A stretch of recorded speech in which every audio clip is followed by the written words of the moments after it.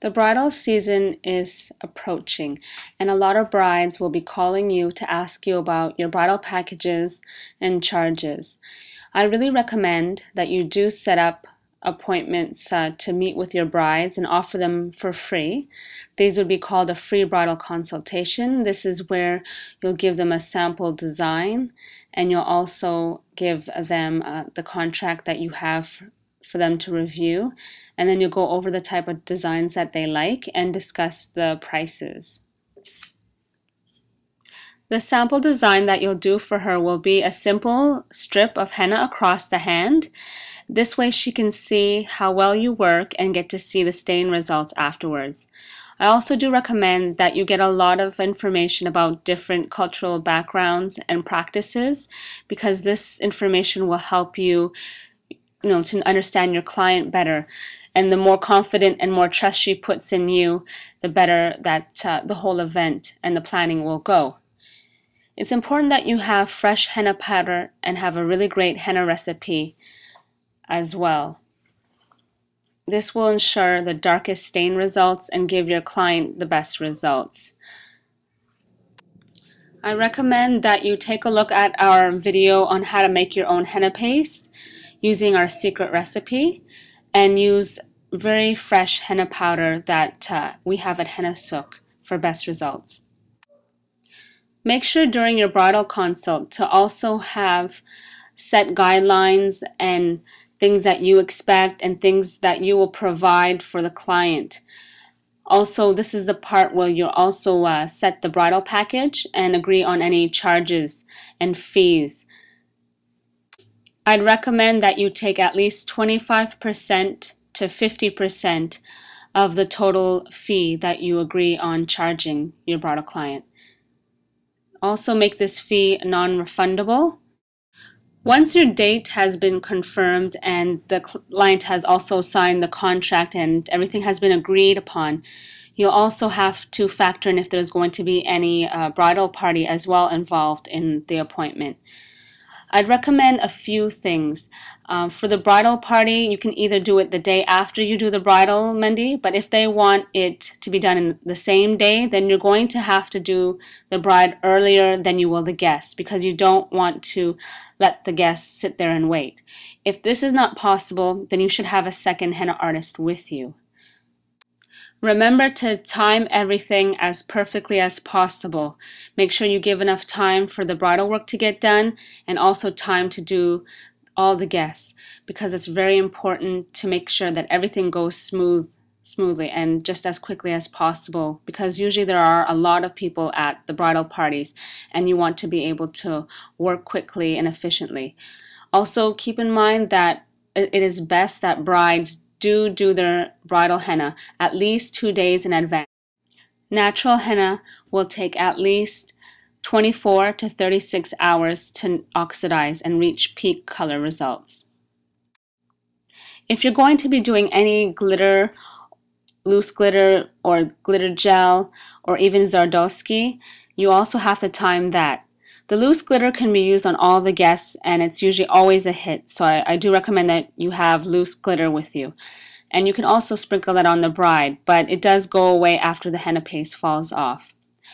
Once you have decided on any glitter gel or glitter tattoo or even Zardowski, make sure you probably should be planning that at least to do the day after. It's best to apply those materials when the henna has reached peak color, or at least 12 hours to 24 hours later, right before she'll need it. Make sure during the henna, bridal party or the time that you're going to be doing the bride, that you have a very comfortable place to sit. This is probably going to be outlined in your contract that you want at least, a sofa or 2 chairs and a table to sit at. Because if you're going to be sitting on the floor, trust me, your legs and your back will pay for it later. Be sure during this time not to be a gossip or talk too much, because remember, this is the bride's day, and listen to her and just talk to her normally. Not everyone likes to hear someone who gossips and talks about other people, so please do avoid that. Be sure to ask for a glass of water or something to drink, as henna work is tiring, and you want to keep hydrated so that you can work efficiently. And sometimes even at the bridal party, sometimes there will be food, and just wait to be offered. Don't necessarily just go ahead and ask for it, because you're still there providing a service to them. Every bride has their own style and preference of henna design style, so just keep a large variety of designs on hand and be open to styles that they like, such as more contemporary styles or more modern styles, and remember to let them know that they can be creative as well and choose different designs and mix different elements together, and you can even create a unique design just for them. Once you start doing the bridal henna, you can probably start by doing the palms. Those stain the darkest, and you want those to look the best. You can start by the tops as well. It might be better too if you want to make sure it stains and stays on for a bit longer so that the stain gets dark. But usually I like to start fresh on the palms because I'm just starting and I have a lot of energy and focus at the time in the beginning. Once you have completed one side of the hands, then you should move to the feet. That way you're giving the palms or the tops time to dry, and then you can move on to the feet.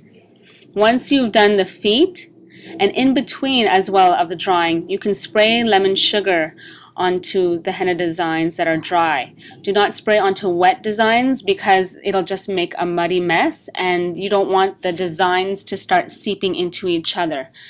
So once the feet are done, then you can move to the other side of the hands that you have not done, and then you can complete that. You should spray the lemon sugar at least 2 to 3 times so that it sticks really well. Some people do like to dab, but spraying is much more convenient, and that way you won't have a mess with cotton balls, and you can just spray ahead all the areas that you need to get done, and it works really well. You can also use Hypafix. This is the tape that you see in the photo here. There's Hypafix or even another tape that we're going to be getting in stock soon that is actually lower in cost, but you can use this tape to wrap the bride's hands in and the feet as well, and any areas that you've done the henna in, wrap it up and cut like the pieces that you need ahead of time, actually, because that makes it go by much quicker, because cutting at the same time as trying to finish up, by then you're probably really tired and it's not very convenient. So this tape is porous and it stays on really well, and it's also not waterproof, so they can't wash their hands. I also recommend you have a henna balm on hand, or at least recommend that they use a very thick or a good rich cream that they can moisturize once they remove the Hypafix tape. The Hypafix is usually removed after the henna's been on either overnight or at least 4 to 6 hours, and the Hypafix will be peeled off, and then from there it'll take off most of the henna paste, and then she can flake off the rest. It's better if she flakes it off rather than washing, because the washing and the water can inhibit the stain results and then from darkening as well. So once everything has been removed, then she can put on cream or the henna balm that you see here. You can rub that all over so that it's well moisturized and well protected, and then if she needs to, she can take a shower. After she comes out of the shower, then she should use a balm or a rich cream again to protect the henna designs and avoid contact with the water at least for 24 hours, and no heavy rubbing or no kitchen work, no household work, and even driving sometimes is considered heavy rubbing that will cause the henna paste, like the stain results basically, it'll cause that to fade a bit, and you want to avoid that. Here in this picture you can see that the stains can come up to a nice rich dark cherry, which happens about 48 hours later. Approximately it will reach the peak by then, sometimes 36. It just depends on the person's skin and temperature, but keeping it warm and keeping it on for a very long time is very important. If you had planned on doing any Zardowski and the bride had wanted that, you could also embellish this type of design with glitter gel, or even the glitter tattoo materials to fill it in with color. You can also use Temtu. They sell palettes and also liquid that you can use in the designs to add embellishment. Like say you want to make the flowers more rosy, or something that will, like silver, something that will match what she's wearing, or a little bit more golden. You can add in the right colors that will match what she's wearing. And this, as I mentioned, is best done when the henna has been removed, and that when you have the stain results. Because if you take it off, if you do that when the henna paste is still on, it'll start removing some of the henna paste and inhibit the stain results. So doing it afterwards is best.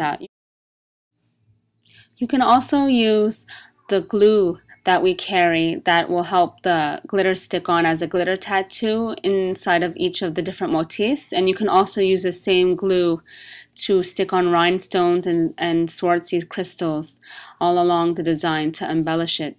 Most of this is done either in the palms, but the crystals and a lot of the gels can be done on top, because when you do it in the palms, they could probably pop off and rub off easier, and you don't want that to inhibit it. So doing it on the top is easier for them to manage with it as well. As you can see here, she's a very happy bride. She's had glitter gel like put in to match also her dress that she's wearing, and it looks really nice. So always keep in mind this is her day, and try to make the henna session as easy as possible for them, because it's not easy staying still for sometimes 3 or 4 hours, maybe 5, depending on the amount of work she's getting done. Make this all about her, and be sure to also send her an email to thank her for choosing you, and possibly ask her if she took any professional photos that she can share with you.